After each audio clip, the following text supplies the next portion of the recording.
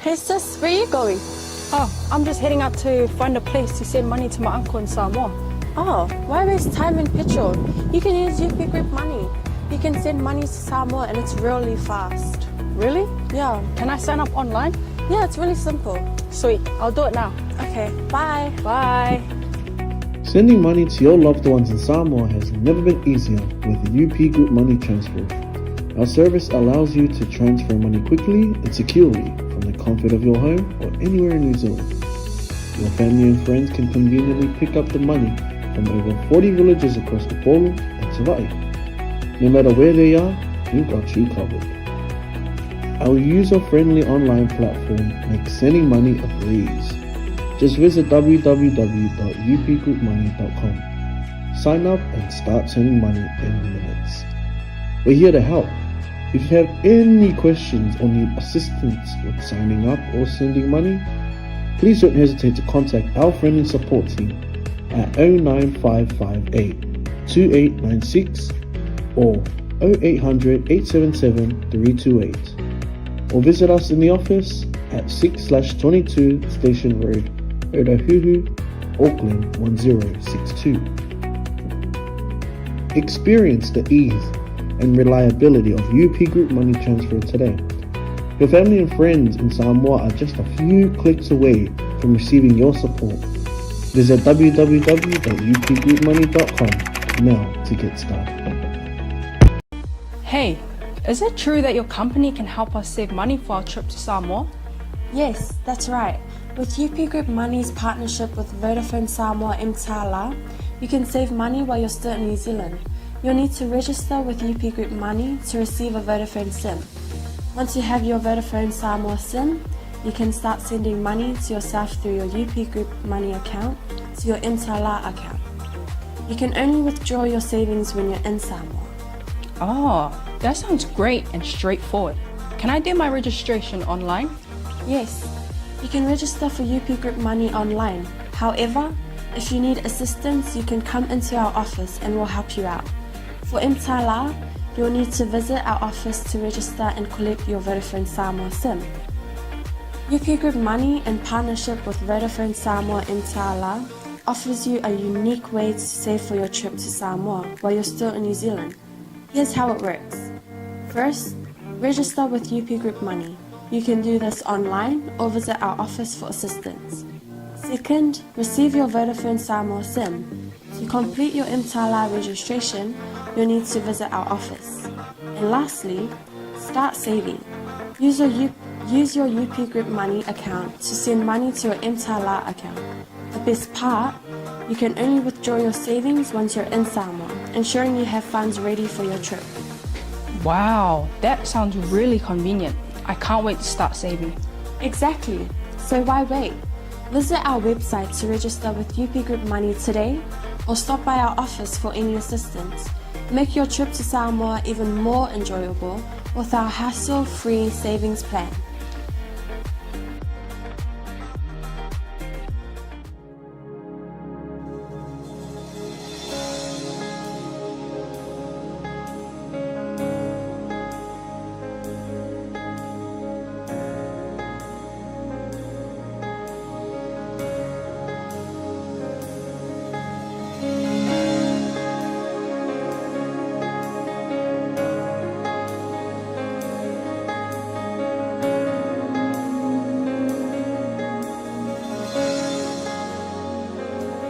Holy Spirit, come in, change our hearts, Lord, fill me.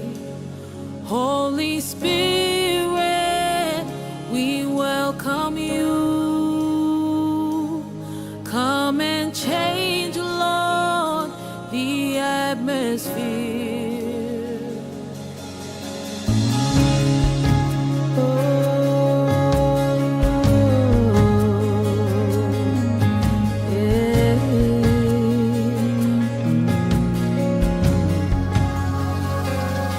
Holy Spirit, come in, change our hearts, Lord,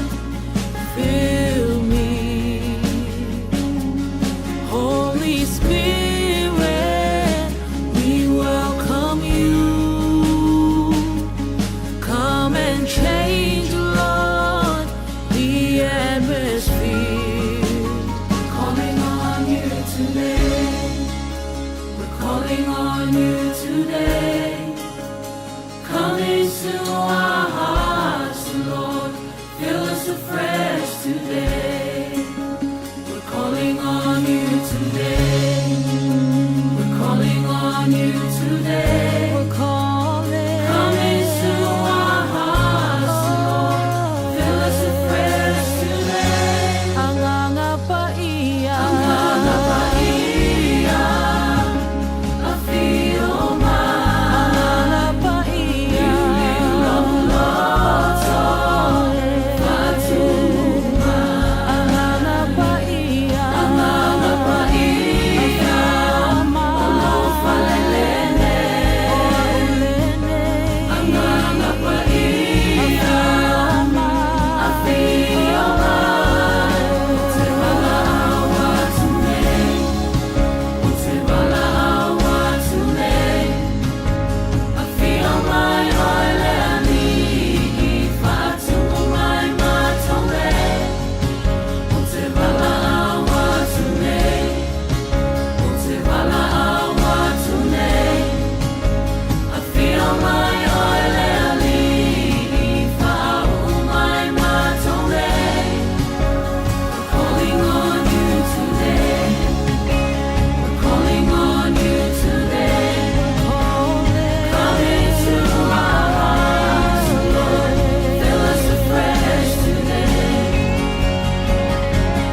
Lord, we welcome you as your presence fills this place. Lord, we welcome you.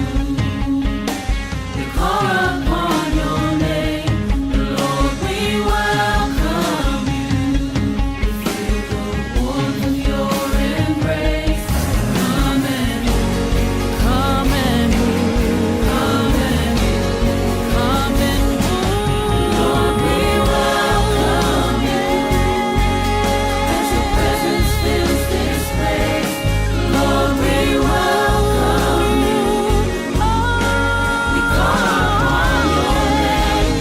Lord, we welcome you. We feel the warmth of your embrace. Come and move. Come and move. Come and move. We're calling on you today. We're calling on you today.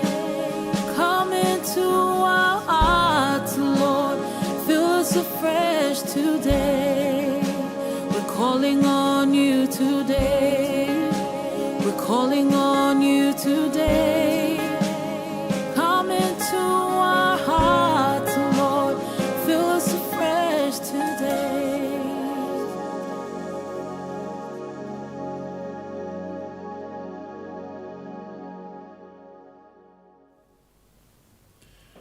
E o whalofa ma, toi whaatalo whātu lau por kalame o le Malu taeao faaleagaga. I le nei taeao i le ala whai mai o. Pa ia maualunga se o tātua tunu mai maunga te tele se ia pa ia maunga iti. Ia, ta mali ima whale upolu. Whale tua matausi sa ao matamaitai. Le ngata i leo le malo se o le nuu a inga, mai ka le sia se o lava le whanawiti. E o whalofa ma whaatalo whātu i le nei taeao. Lau por kalamele nei o le Malu taeao faaleagaga. Po le spiritual breakfast. Mai lunga le ala ata, po le ala leo o le Global Kingdom TV. I le taʻitaʻiga le sunga le whaatonu, le sunga le whaawhengainga ia Pastor Mikael Pureta, ma le whaletua ia 𝚟𝚒𝚙𝚢𝚑 Pureta. I le nei taeao i le ala whai mai ai o se o tātou atunuu, ma lo le soifua manuia, ma lo le langi mama.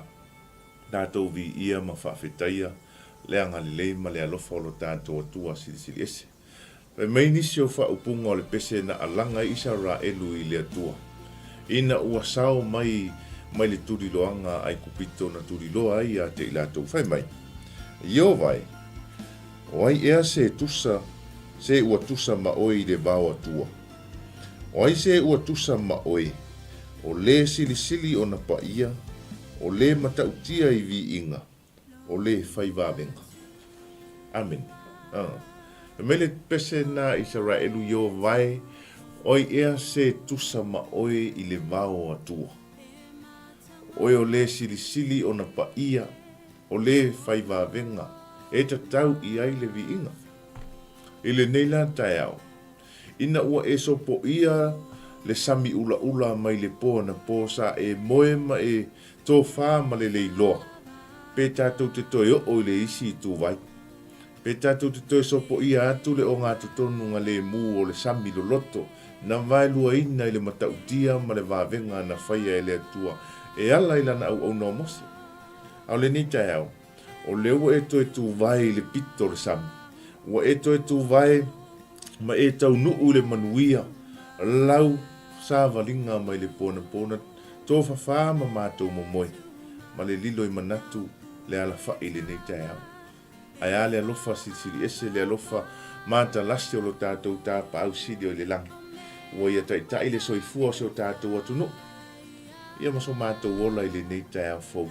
Alan mea tātou te le alanga whaatasi ai le vi inga ma le whaafitai I lo tātou atua. Ia e ala le I le pese na langi ai e Israel. Le ala I le whaupunga le ana whaitawina I le nei taeao. Pai mai le tala le nuu I o vai. Oi ea se tusa ma oe I le vau atua. Mai oi se ua tusa ma oe o le sili sili o na paia o le matautia I vi inga o le whaivavenga. Ua na o le atua soifua. Lei se tasi e tusa ma ia. Lei fo I se tasi e whaivavenga e tusa mo lo tātou atua. O loo o tau au auna ia ma tātou tā pua iai I le aso ma le aso. Ia ila le tali tonunga le nei taeao, leo tātou toe au lia le aso fau le manuia ma le oli oli watuina e le atua I tutonu ia te outou. Tātou whaafetaia lea o le anga le leo le tātou atua. Tātou te tālo whaatasi a whai o leo e usu ni ngā aluenga. Usu fo e momoli le whanau ia onga a wangalo na whaise te tālo. Tātou te tālo whaatasi le nei taeao. Mātou whaafetaia o e le atua. Le atua siri ese le atua pule au au. Wa e toi tai la mātou sa valinga mai le eliti tai mātou tu. Na mātou sa vali ai le nā pō le liie. Ma le lilo I manatu sa langona. Pe mātou te toi e o le isi I tu vai. Ai pe tai a leo e toi whafangu I mātou le nei tai au fau. I le alofa siri ese ma le ao la vea. I le ao tai o la ua fio. Awana tofa whālo atu nuu ma mātou momoi le nā pō. I le neu mātou toi a wha I le manuia. I le susulu mātango fio ave o le la. Le fōringa wa aia o le malamalama siri ese o la ua fio. I le nei a so fau whaafetai tele lo mātou atua. Ta mao la mātou te talo whaafetai le malosi. Whaafetai I le ola. Wa e fōa I a te mātou whaafetai lau wha malolonga. E si o mātou atunu, ne ngā te leo lo mātou ola. Ia li ia āmatanga whi au mga aluenga o le nei aso, e la lafu atu ia te oe, le whanau fōi ia o onga le tāpua inga ta māmatina, le ngā te lea, le no futatalo au o auna le ali ia. Anga le lei oe lo mātou atua. Amata e la wafio le nei pōr kalami, ma whi au mga aluenga o le nei aso. Te ia o oiro na whai wina wāta maa, e mātou te le mawhai o se mea, pe au noa malou whaatasi mai a ngā whaia. Le mātou mala au ngā whaia fio mai a, tātou ma oe I le ne aso. Se ia I ume le manuia, o le vi inga e fōi atu I a te oe. Ai nā tia o mātou tangata. I lo suafa Iesu ke wiso le li whaola, o le mawala au atuai. Amen. Ma amen.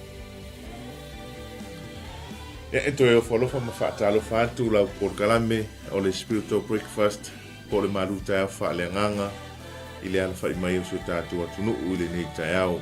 Whaamalo wholau, whaamalo le soifua manuia, malo le langi mama, malo fo le whaatotoa I whi au mga aluenga leo sua iai o le sio tātou atunu I le ngata I Samoa, ia o New Zealand nei, ma so se vaenga lava o le nei lalo langi o whapeona, ma futa mai ai se Samoa, e poai lava se tasi o maua le tātou o nanga le nei taeao.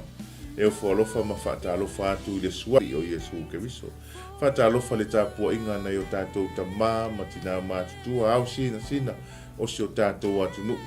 O loo whaia le whaiva o le tāpua I ma le nofo te talo. Awa le whenga iai o si o tātou atunu I whi au mga aluenga I le ngā tailea. O le whanau I a o onga. whaafetai le tatalo, whaafetai le tāpuai. Wao la outou tāpua inga ma la outou nofu tatalo le ai I manu whaiva ia ma au mga luenga o whenga ai ma si o tātou atunu. Le au whainga luenga te tofia le tua, wha malo whai o le whaiva, wha malo te talo olo, o lo o tau mata whai oi po lo o tau pito la au o le tūlei le wā o le tua ma le kālesia, le tua ma le nuu, le tua ma ainga, ia le tua ma le atunu. O la o tau te talo, ina ia malu tia ia ao anga le leo lo tātou atua siri ese. Ia le fōlaunga I le neiva I tau o le soifuanga ma le tausanga o lo tātou iai whaafitai tele la o tau te talo, whaafitai la o tau tāpua inga. I le usua iai o seo tātou atunu I whiau mga luenga, ma nei le nei taeao I New Zealand nei. Wa amata o na taulangona le mawhanawhana o le taeao mo iau le Malu, ia ai le tutusa ai ma Malu lu peo na iai I isi taeao. E tai le nei aso fau le ala whai mai fo. Ma nei le mawhanawhana o le nei taeao. Vi ia ai ma whaafetaia le alofa ma le anga le lei o le tātou atua. Te mana tua le nei taeao te tala se tasi o uso. Tala fo se tasi o au auna. Mātou whailoa ai whai mai. Tua I o fia I le nei taeao. E tu aisea. O le ale mafu anga o lo fia. Ai whai mai le tala. O fia o le la vealo I ngoa le tusi o le au whiola le aso le nei. Tu lau le mai mo whaafongafonga se o tātou atunu. Aisea. Le anga o le tātou mo moe ai le nā pō o tua nai. Tātou te le iloa. Pe tua mani ale whainga malolonga. Le anga na o le atua soifua. E pule I le ola. O tātou tangata. Na o ia fo ia iai le tusi wa umo na tusi ai le au whainga o tātou aso. Tātou te soifua ma mātou olai I runga o le neifonga ele. O lo wala whai maila I le isi aso fau. Ma eva ai ale malama. Eva ai atu si au tolua. Eva ai atu si au whanau. Eva ai atu si au tamā, si au tina. O ai lava lai te tono loe. Loto I whale o loto ainga. O loto eva ai atu I ai. Le matautia na o le tua. Le alofa tulai, le alofa siri ese o le tua. Pea ona iai o se tasi o tupu e whai atu ai le perofeta. Sa auni sa uwha ama vaenga. Ai whai mai woi le tua. Te le alofa mai ana o whaia mea umana e whai mai. Ea, whea le tali. Na toi whawai ma whaopopo e le tua isi aso le soifua ma le ola.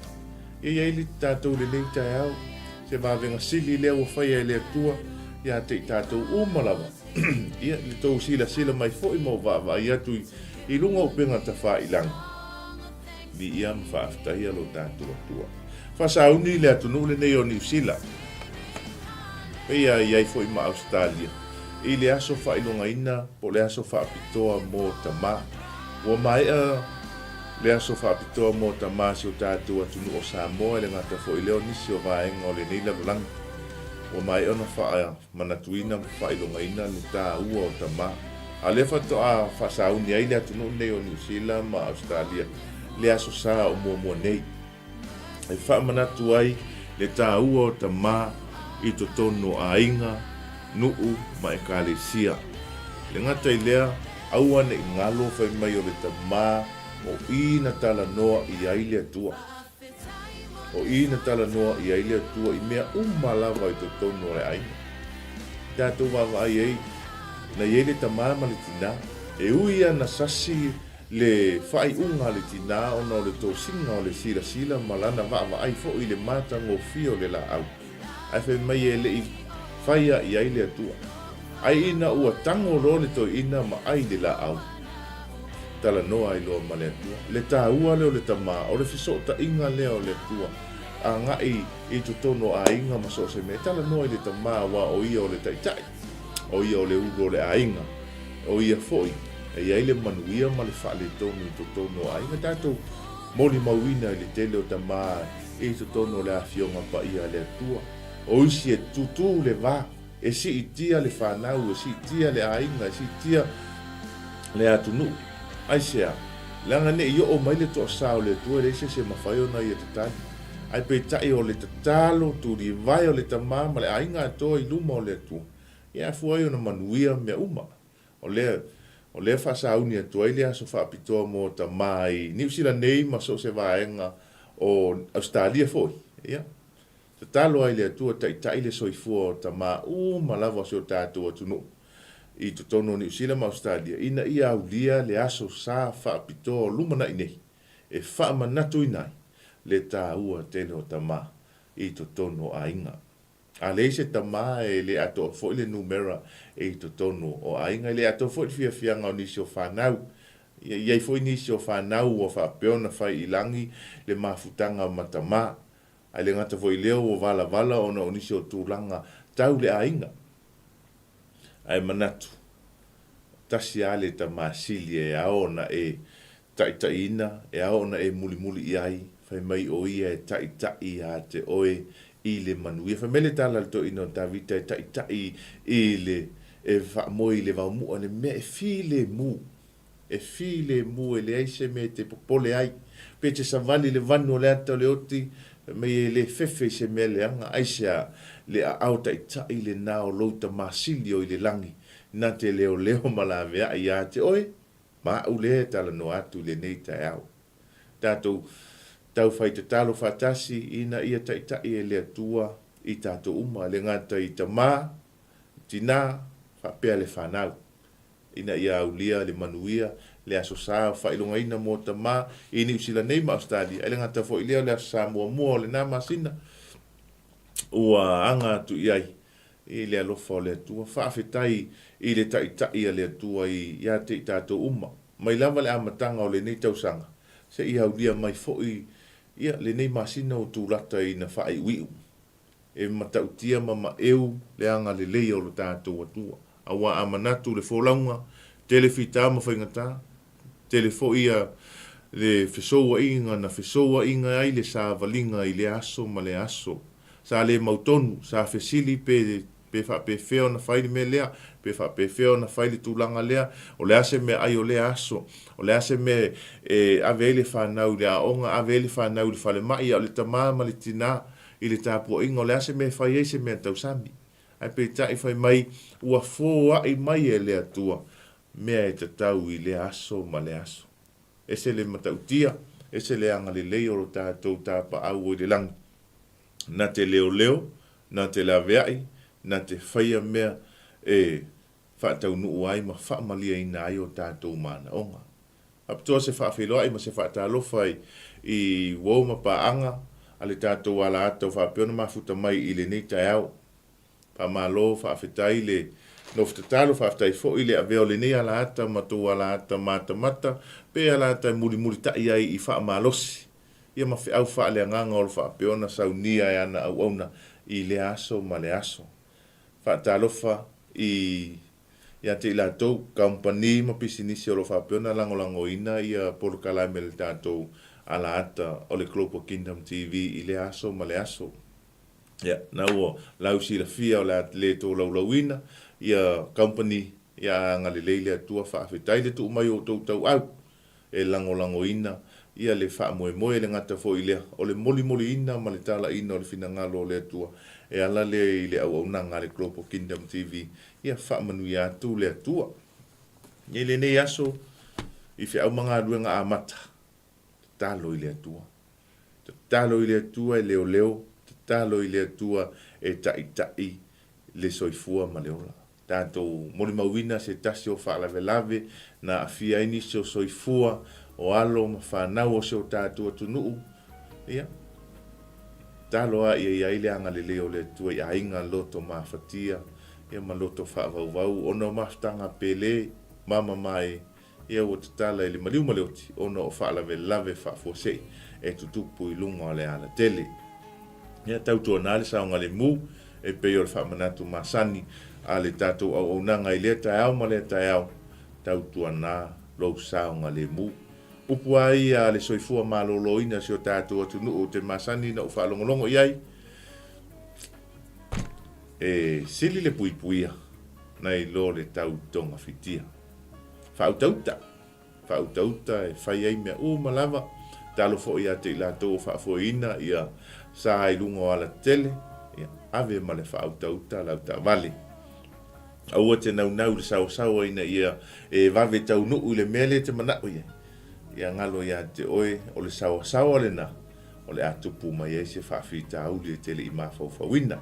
Lea e au ngā ai le tautuanga o le saonga le mū I lunga o ala te tele, ma ai fo'i le mamalu o le atu nuu, lo whapeo na sāvalia tafa o le ala tele. Ia ne te I fo'i wa e latu whaapisi e se vai o lai toa I au tafa o le ala tele, ale o le ngā. E te wa ai atua o le au wala lai pefu, ai so o na alua lau ta avale. Ia, o na alua e leo le pefu I lunga. E le manawa ina lea, ai manawa e nei o tātou tangata o lo whapeo na sāvalia le ala tele. Tātou te whai alava ma le poto, mea uma I le nei vai tau. O le sau ai le ti Apollo, le atunu pele sa moa e lo to e sa vali. Aina sa vali mai nisi aso. A o le taimi nei, ua matua e sau lava sa ili sana vaenga. Sa ili sana vaenga langa le whai malitala Iesu. Ua whea lua I peo se leo na tangi sa ili se tasi na te aina. Mai le matau tia. Ai whai malitala Iesu ia Peteru. So le Peteru. Wa aia oe o le manga o sa kange lulu oe peo seiko. Tātou o loo mana o le tia Apollo e lulu tātou peo seiko. Ai aona. E aona tātou matala e peo le tala Iesu na whai ona so. Matala matatalo ne I o mai puapua ngā ma whai ngata. O mai wha o sosonga. Ia. Huna o atu ia ilea. Le loto ia o lea. O le tino wa vai. Au ia te tātou matala I le aso ma le aso. Taimi malava o soi fuanga le nei. Awa tātou te le ilo. Po whele kami mai le alile. Ao lo matala matatalo e le au noa. Le se mea tātou te popole ai. Ea e whamanatu ai pēla au nanga le nei taeao. Tau tua nā le saunga le mū. Tau tua nā lunga ala tele whanau ia o onga. Ia. Ule lei le lima o lo walo. Ai whapito I tua lo walo. Tele nei o tātou whanau o mau le soifua o no le pito I tua le tangata matua. E mese lava I lato o lo sāwa vali. E momoli alo ma whanau ia onga. Ua pito I tua le tangata matua. Ai pito I tonu le tamaititi I tono le awala. A o le whamanatu le ali malu o le malo. Tamaitai. E mese asi o tātou atunu. O le lima o lo walo. Pito I tua le tamaititi. Ia ai pito mai o I tonu le awala. O e te matua. Ia, e te ilo atu le taavale sau, ia malesi fo I taavale lai muli mai o tua. E ao ngā ai le whaamanatu le nei taeao e le ao ia lava le matapia le mana ia. Ia o se whaamanatu, e tu atu I au tawhatafa. I tātou, o le tātou ngā luenga e whai whaatasi. Tātou ngā lue whaatasi, tau soa whaatasi le tātou avenga e mamai. Awa ne ngalo, e mai Iesu, sau e amo, ila uamo, e mamai. Le nei taeao tātou o unanga o le malu taeao faaleagaga. O lea o le a taina le pese nei mai le ekalesia e whakasafa sto outa. Ia, a matai le tātou porkalame, ia, toi taliu mai, tātou o se whaamalosi, mai le awhionga pa ia le atua. Ia ma whai uai le tātou porkalame. Ai le taina le whātunga le nei mai le ekalesia e whakasa. O I lava se tasi, ua whaamanatu lo na aso soifua le nei aso. O le te talo o lau porkalame. Le atua pule te tele. Le atua o manuia. E whao popo, nisi tausanga se tele le soifua ma le ola le ngata fo I lea. Whapeo le whanau, anga le leile atua le ola tuputupu ai. Aua, ia whao ngaina le soifua ma le ola. E tā lai ma au nai. Mo le atua ma lona finangalo. Whamanuia le atua I aso soifua o si o tātou atunu le nei taeao. Al whātunga le nei, mai le ekalesia e whakasa whastouta.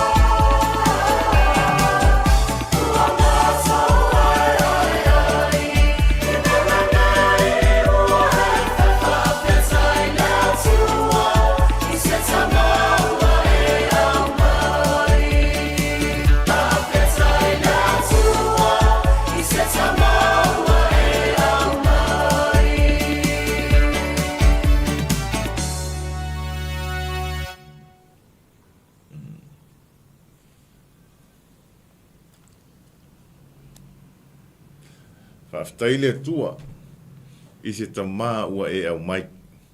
Upo le nei whātunga.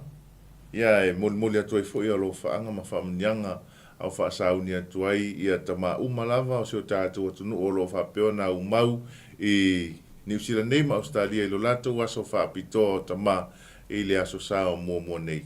E whaafetai ai le loto i le atua i se tamā ua ia au mai mo oe maau ma i tātou uma.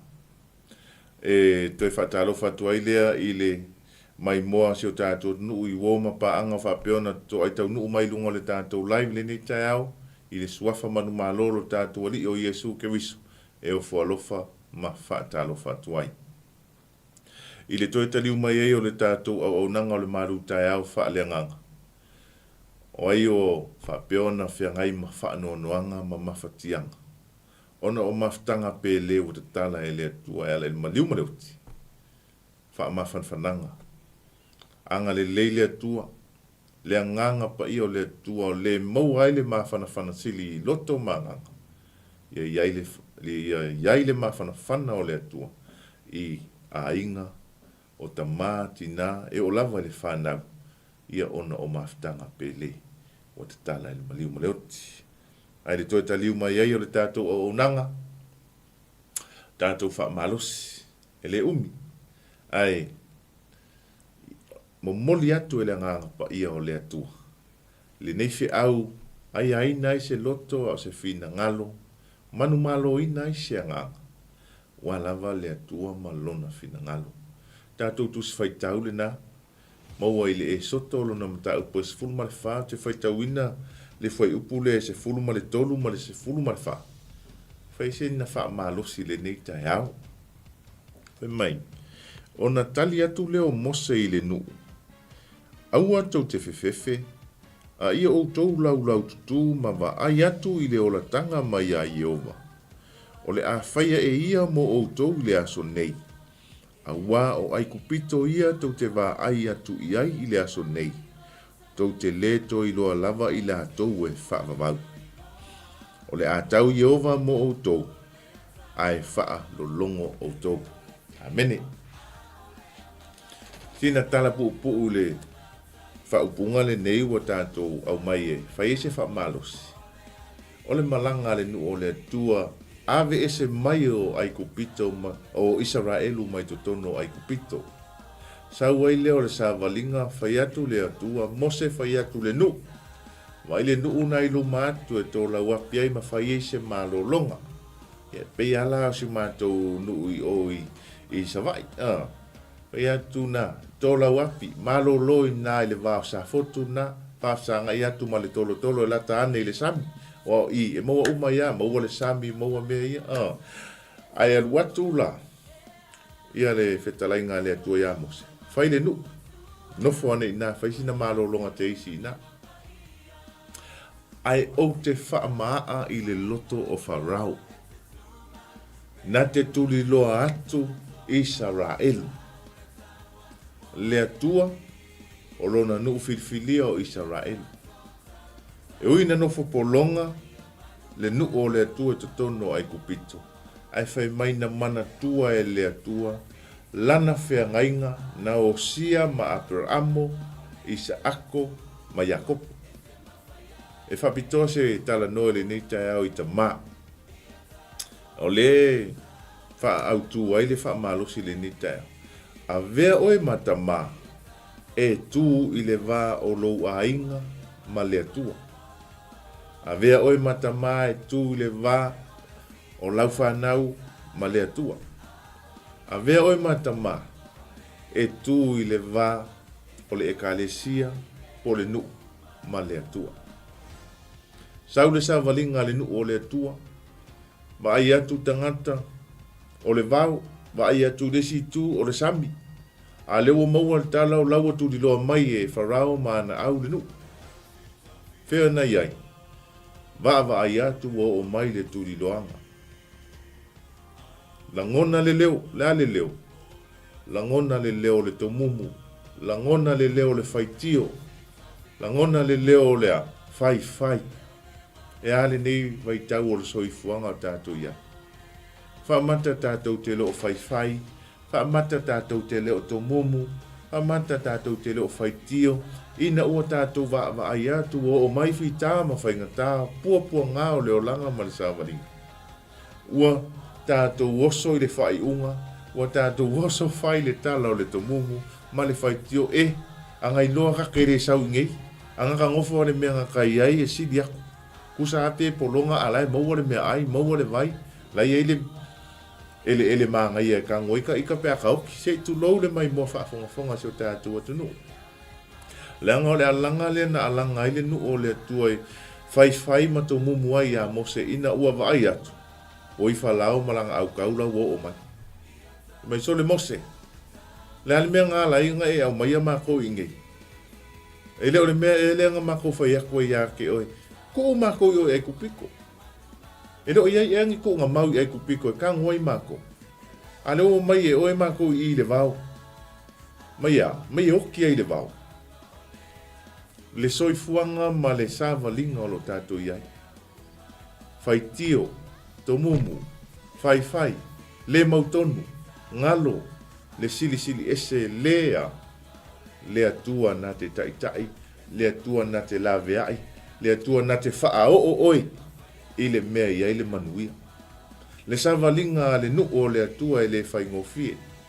Ai fai mai e se furu tasi aso o na tau nuu leo le nuu o le tua i le nuu na fola ina. Au le ale mena tupu. Ona o le taritonu, ona o le ola ane a i le mea na fai ai kupito. Ua afu ai mai le se furu tasi aso. Tu atu te isi ai tua le fast food tau sanga. E umi lau sa valinga. Pe a fai tātou te lea. Pe a fai tātou te le taritonu. Pe a whai tātou te whaitio, pe a whai tātou tea. Maua le ola tō mumu, ola whai, ola masalo. Ma tātou le i loa le atua, le pule au o ia na te taitai le soifua ma le ola. Le afuanga na e ala ai o na umi le tātou sa valinga e tua iau na whaatau nuu i tātou e le atua i le mea o le iai le mana onga o tātou loto. Ai le ngata fo i leo le mea wa umana ta pena e le atua, mo oe e manui ai oe. E alala na umi lau sa valinga, ona o lou le taritonu. Ai ona le whaasoa e whaapitoa mo tamā whai mai a vea oe ma tamā e tū le vā o lou o oe, o lou a inga ma le atua. Whai mai le tala i le tō mumu ai o le nuu o le whai a mose. Ai tū mose ma wala au le atua. Langa le whai mai le tala le atua i le tusi le tātou whai tauina. Mose, o le ale mea o e wala au mai ai a te a. Ai loa le atua wala au ia mose i le atua ona o Israel. E le i wala au mose i le atua ona o ia.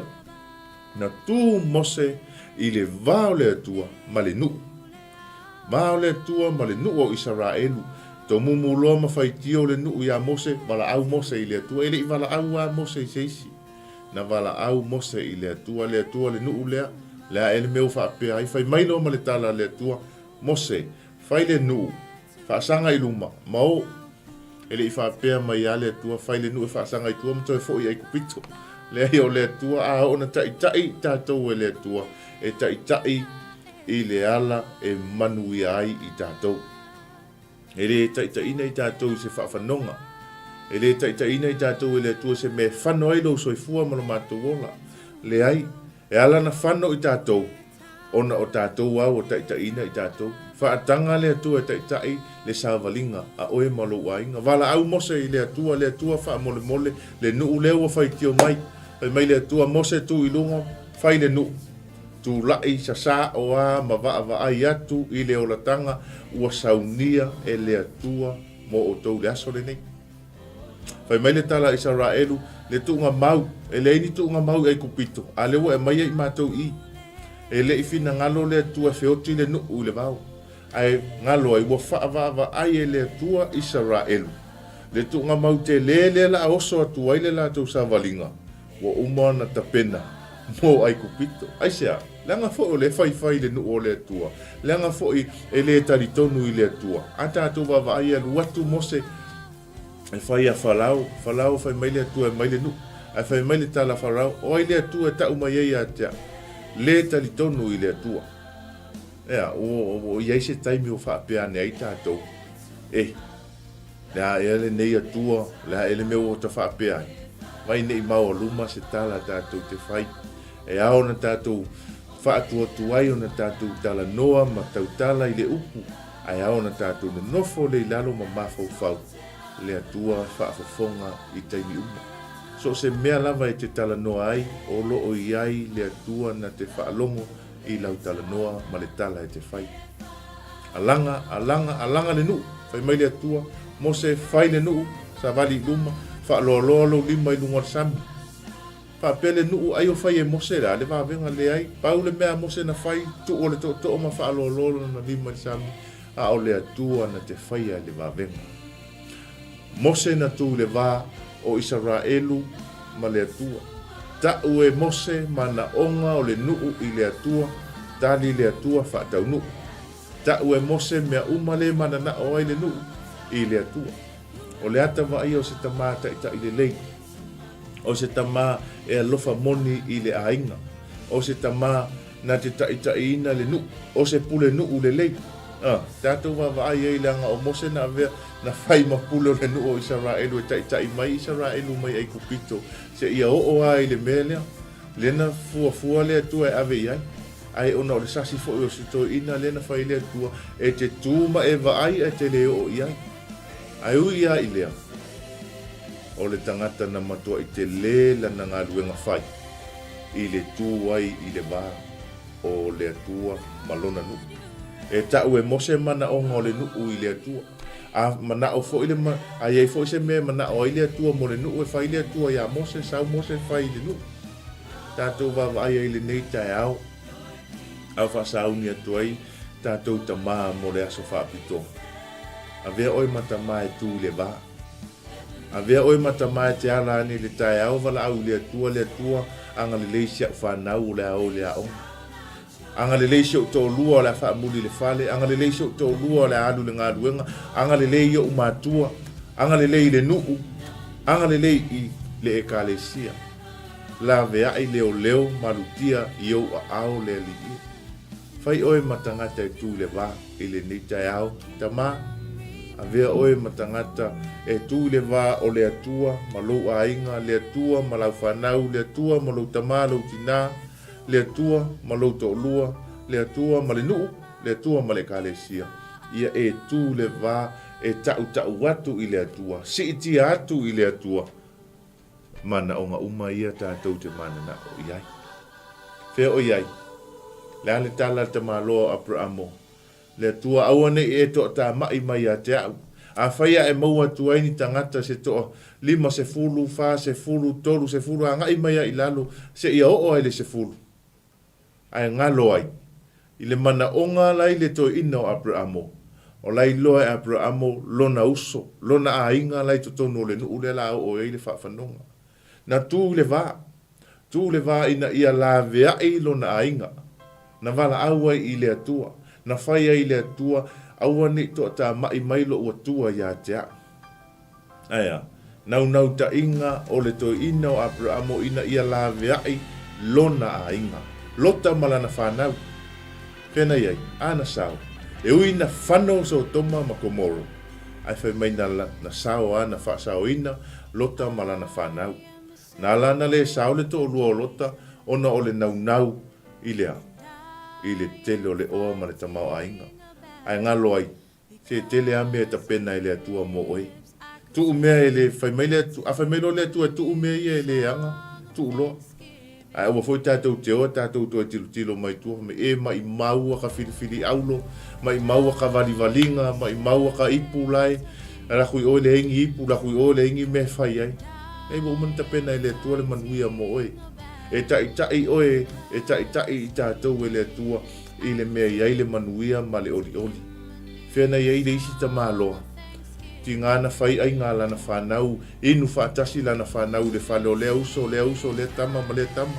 Aia, e whai ua ne ai wala au o mai, ta pena le ta malo le taulanga. Mo lana whanau e ave lea tua. Tu le vao le to ina e tu le vao lea tua ma lana whanau. E se itia lana whanau i lea tua. Pena iai, e ui na maliliu, e ui na na feoti umata-maiti, a o le ngā luenga whaale ta mā. Ngā luenga whaale ta mā na tū ai i le vāo le atua malana whanau. Ina ia anga le leile atua whai mai, ne i whai lau whanau i le atua. Ai ta pena e le toi ina lea lea, ta pena i opu le taulanga mū e ave i le atua mō lana whanau. E se le manaia, aia, o aina e tū le vā o le ekalesia ma le atua. Aia au na tatofia le atua. Tū li vai o loo ta talo, o loo vala au i le atua, e si iti ai le ekalesia le au ngā lulue, ta māmati nā au loloto o loo whaia le ngā ruenga le atua tutono ekalesia. Le ngā ruenga nāna e tātou whaiwhi au o loo whai. O loo tū le vā o loo si iti ai whaiwhi au le tātou ekalesia. So se ekalesia o ai lava o loo iai, so se nuu lava, o iai ekalesia. O loo tū le whaiwhi au i le vā o le atua ma au tau. E le whai ngofia le ngā ruenga whaiwhi au o loo whai. Ia, te lea le au whaitio, te lea le au tomumu, te lea le au whaiwhai, e le ilo mai le whaiwhi au. E le ilo mai le whaiwhi au. Aia, o loo whaafofonga le atua i la au tau alanga. O le alava le tama i leo, le alava le tama i tō mumu na te whai, le whaitio ma leo la whaiwhai le au na le atua. Au ane i ngalo, o loo whaafofonga ina i le atua. Langa le tala lea le atua, mose, te hua ulangona atu le tō mumu le nuu lea, o le hale mea whai, a le hale mea na tupu. Pai mai le tala le atua, mose, so ese kuasi o kango e wha umakia le ngu leo wanga sala mai a kia. Le tangata na monilo na loto i le atua e tua i le vā o le atua ma le nuu whai mai le ali ie a tusa i mo lo fina ngalo e ma ngalo le anga sala i 𝚟𝚒𝚍 e wha ma ngalo a le ai. Ia e ave e sea lo ingoa ma le tusi wa umana e tusi e lo ingoa. E soto e tolu sfululua whai upo e tolu sfululua o lo o manino i nā le tangata tū i le vā. Whamanatu ma whamamafa i le nei taeao. A vea oi matama e tū i le vā o lo a inga ma le atua. Leanga o le tala lea, whai mai, na sala mō le atua i le leanga na tuu o le awha o ilo na nu. Ai leanga na whamanatu e mose. Na whamanatu e mose i le atua i e manatua, laufea ngainga na whai ma Abramo, ma Isaako, ma Iakopo. A whai e te le ma whai ona e wha mangaloina le nuu nei, a vi ese lo ingoa ma le tusi wa umana e tusi ai. Ese le toa o le loto o le nei tamā, toa o le loto na te tū ai le vā e si iti ai le nuu i le atua, ina ia tai ma lavea i ina le nuu. Tātou tamā i le nei taeao, au whaasauni atu ai le tātou waso whaapitoa i nei fo i atu nuu. Ia avea oe matoa, avea oe matoa e totono lo a inga i te tūlai ai, ma e tūri vai atu i le atua. Ma e whai atu i le atua, wha mole mole, wha mangalo sio a inga, a ia e alofangia, la veai ma wha manuia. Tai mai sio a inga i le tūlanga po le wha moe moenga, wa uma ona e whina ngalo e ave i ai mātou. E tai nei tātou e le atua, i le manuia, wa umona i ta pena mo i tātou. A walawa ni ngalo e wha manatu pēa lau porkalame, Yesu le ala, upu moni maleola.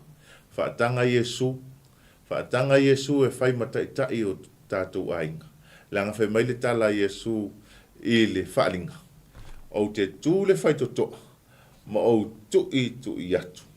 O aise whaalongo mai lo leo matatala mai le whai totoa. O te uru whale atu i totonu, ma te tali sua whatasi. O au mai ia, o ia foi, ma. Mai le whai totoa pe le o loka ina e tātou ta ma. Ala ua mana o Yesu e te tala atu. Se i uru whale mai totonu o tātou whale, e tali sua whatasi ma i tātou. Pe mai le upo le pese, a ia Yesu i se ainga o se ainga fia. A ia Yesu i se tama o se ainga fia. A ia Yesu i se tina o se ainga fia. A ia Yesu i se whanau o se ainga fia. Ia o le tātou whasona nei taeao sa moa, le atu no pele. Tātou tama o mafuta mai, o i fo i o mafuta mai le nei taeao. Ia, tātou tutu e ala i le tuli vai i le atua, masi i tia ai na i o tātou ainga, whanau, nuu, male kālesia, ai le ngata fo i lea. Si tia se o tātou atunu. Whia lava le mea o e alala ma pāpā au i ai, si tia i lea tua. Ai lea tua, wha mole tai mai le nei atunu, e le tai ngā lau fio. Ma le fina ngalo, o oe tama e manui ai. Lea ngā o le tai inga lea, whai mai le tala, na whawhanga e tā vita, le nuu i le leiolo na loto, a e tai e tā vita le nuu i lea, i le poto o lona lima. A whena fua mai ai, na fua mai ina ua whaalango tā vita, i lea tua na te whaia mea umalawa. Lea ngā so se mea na alu i tā vita, e le i whesilia tā vita i seisi, na whesilia tā vita i lea tua. O i tātou te iloa ai, a whai e moni ma wha maoni ro tātou, wala uina tutu tātou le vā e wala auai i lea tua mo tātou umalawa. Aua ne i masalo salo o tātou loto, e anga le leilawa lea tua, e taitaina, ma tali o tātou manonga. Sa mo lea tunu pele, o le ase upu o le tautamali i lau wha fonga anga i le nei taeao. E asua atu vai Malu i puenga i loto ma finangalo. O au nei ua nao se au na e wha leo le finangalo le tua. Mo moli atu, ma le tatalo i le anganga pa ia o le tua. Ia nate, mo moli atu i loto ma finangalo. Ai aina ai, manu malo ina se anganga. Ia mo le atua malana wha o le tanga mo umona ia ta pena. A whai wasala le ngangana, alofa ma wha mangalo mai. Tātou tau whai te tālo wha atasi, wha mole le atunu pele, i le atua i le toto Iesu keviso, e mangalo ai la o tau au nei le nei taeao. Au le nei aso, i lava singa, ma whi au mga aluenga o whianga iai masi o tātou atunu, u le tāpua inga ta māma tina mātutua, le nofa te tālo au na tofia le atua, anga le lei atu le atua. Wha manuia le atua. Tai le atua le sāwalinga, ma le wholaunga i le nei aso. I wai le nei aso ina uapo, ia o le vi inga i fo i le atua. Ia tu mauale wha tau waa ia te i tātou. Mātou whaaftai oe lo mātou atua le nei aso. Whaaftai lo whaatasi mai, whaaftai anganga pa ia i lo whesoaso ani mai, whaaftai lo whetalai, ai mātou whaanongolongo. Ia vi ia oe ta mā, ia vi ia oe avea i mātou, ma ta mai tutu le vā, mātou te tau masi ti atu, i mātou ainga o whanau o nuu mai kālesia i la o fio le ali ie. E peo le ngā ruenga whaia mose lo mātou ta mā, na ia si tia lo nuu i a te oe, o mana onga fo i mor fina ngalo o la o fio, na e awina i a mose, na whaia e mose, e tau atu i le nuu. Ia wha peo na mātou whaia le ali ie. Ia avea ai i mātou matangata totoa, matangata e ola mātata, matatu atu i le vā maainga, whanau, nuu mai kālesia, ia malau fio le atu. Tai mai oe ta mai le ni aso i le mātou sāwalinga, ina ia i ulava mea uma le manuia, vi ia oe e whaavavau. Whamangalo so mātou, se mo so mātou anga sala le atua, se upu foi o mātou so ona tautala ai e le tusa malo finangalo, ta mā wha mole i li toto Iesu keviso, wha peona mā ngalo ai i mātou. Wha manuia i le sunga le whatonu, sunga le whawhengainga ia Mikaele Kureta ma le wharitua, ia mā la ta malama le ali ia o lo wha peona, fola ina ai le tala le leia Iesu keviso, ia iai wha manianga lau fio. Wha manuia sa moa malana tāpua inga, i lo suafa Iesu keviso le li whaola, ole ma wala awatua. Amen. Ma amen. Tātou pokalame nasa mole atunu pele le nei taeao mo mole atuai le whaaftai tele le mafuta mai. Whaafetai le tatalo, tātou toi wheiloa i le aso lulu anga fuanei, i le alofa ma le anga lelei o lo tātou atua sili esi, i le taitai atuai o lo tau soifua, ia maso mātou nei foiona. Au le nei taeao, soifua ia, o whaasefua.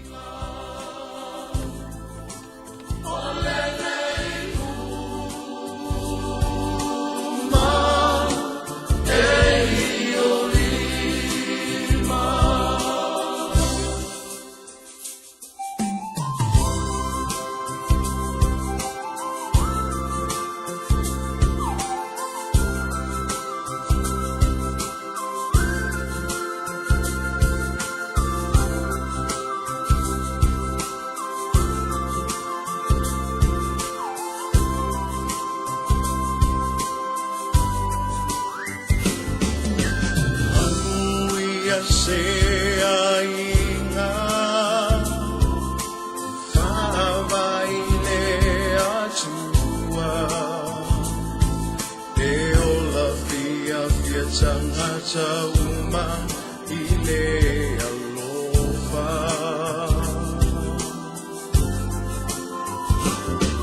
o se tama e solo muli pea o mai buabuanga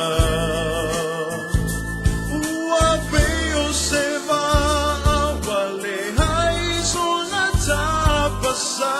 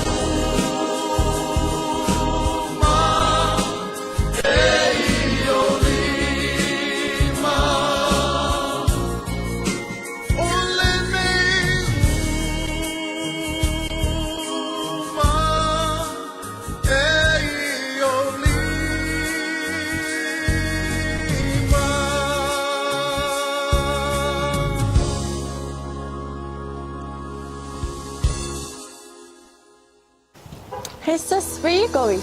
Oh, I'm just heading out to find a place to send money to my uncle in Samoa. Oh, why waste time and petrol? You can use UP Group Money. You can send money to Samoa and it's really fast. Really? Yeah. Can I sign up online? Yeah, it's really simple. Sweet, I'll do it now. Okay, bye. Bye. Sending money to your loved ones in Samoa has never been easier with the UP Group Money Transfer. Our service allows you to transfer money quickly and securely from the comfort of your home or anywhere in New Zealand. Your family and friends can conveniently pick up the money from over 40 villages across the Polu and 𝚟𝚒𝚍. No matter where they are, we've got you covered. Our user-friendly online platform makes sending money a breeze. Just visit www.upgroupmoney.com. Sign up and start sending money in minutes. We're here to help. If you have any questions or need assistance with signing up or sending money, please don't hesitate to contact our friendly support team at 09558-2896 or 0800-877-328, or visit us in the office at 6/22 Station Road, Otahuhu, Auckland 1062. Experience the ease and reliability of UP Group Money Transfer today.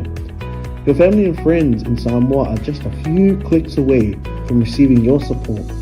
Visit www.upgroupmoney.com now to get started. Hey, is it true that your company can help us save money for our trip to Samoa? Yes, that's right. With UP Group Money's partnership with Vodafone Samoa 𝚘𝚘𝚙𝚢𝚑, you can save money while you're still in New Zealand. You'll need to register with UP Group Money to receive a Vodafone SIM. Once you have your Vodafone Samoa SIM, you can start sending money to yourself through your UP Group Money account to your 𝚘𝚘𝚙𝚢 account. You can only withdraw your savings when you're in Samoa. Oh, that sounds great and straightforward. Can I do my registration online? Yes, You can register for UP Group Money online. However, if you need assistance, you can come into our office and we'll help you out. For 𝚘𝚘𝚙𝚢𝚑𝚝, you'll need to visit our office to register and collect your Vodafone Samoa SIM. UP Group Money, in partnership with Vodafone Samoa 𝚘𝚘𝚙𝚢, offers you a unique way to save for your trip to Samoa while you're still in New Zealand. Here's how it works. First, register with UP Group Money. You can do this online or visit our office for assistance. Second, receive your Vodafone Samoa SIM. To complete your 𝚘𝚘𝚙𝚢𝚑𝚝 registration, you'll need to visit our office. And lastly, start saving. Use your UP Group Money account to send money to your 𝚘𝚘𝚙𝚢 account. The best part, you can only withdraw your savings once you're in Samoa, ensuring you have funds ready for your trip. Wow, that sounds really convenient. I can't wait to start saving. Exactly. So why wait? Visit our website to register with UP Group Money today or stop by our office for any assistance. Make your trip to Samoa even more enjoyable with our hassle-free savings plan.